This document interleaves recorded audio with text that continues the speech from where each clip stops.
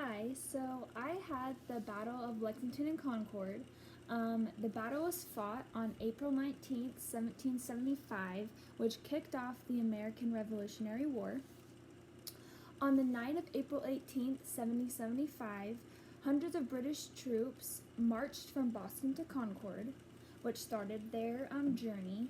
And then at dawn on April 19th, which is when the battle began, the fighting breaks out in Lexington and Concord.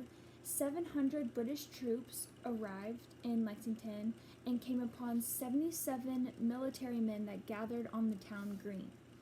To this day, no one knows who shot first, which I thought was really interesting, but I guess that would be kind of hard to tell. So now the lead up to the Battle of Lexington and Concord, starting at 1764, Great Britain enacted a series of measures aimed at raising revenue from its 13 American colonies.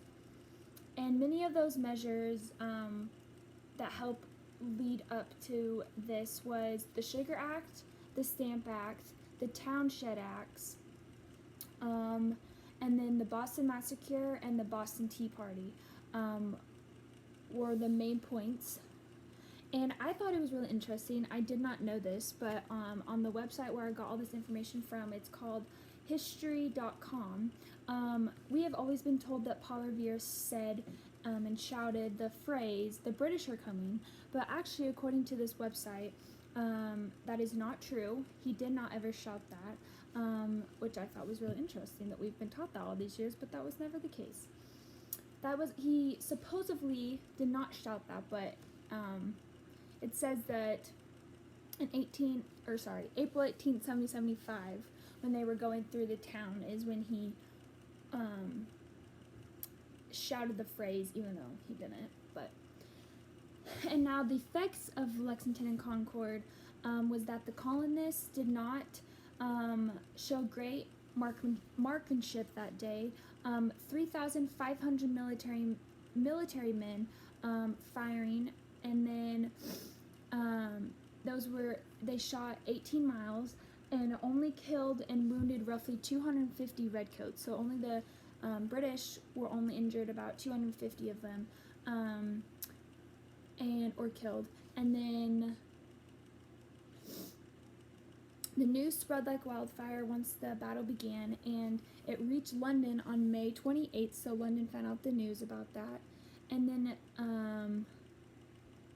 by the following summer, a full-scale war of independence had broken out, paving the way of the creation of the United States of America. And as we all know, the British won the battle. For the British, 73 were killed, 174 were wounded, and 26 were missing, while the colonists lost many Minutemen. The Battle of Lexington and Concord was considered a major military victory and displays to the British and King George III the behavior would just be not tolerated in America. And I got all this information off the BostonTeaPartyShip.com, Lexington and Concord, and then History.com. So, hope you learned a lot about Lexington and Concord. This is a little bit difficult to see, but here's my ceiling tile. And so it just says Battle of Lexington and Concord, April 19th, 1775.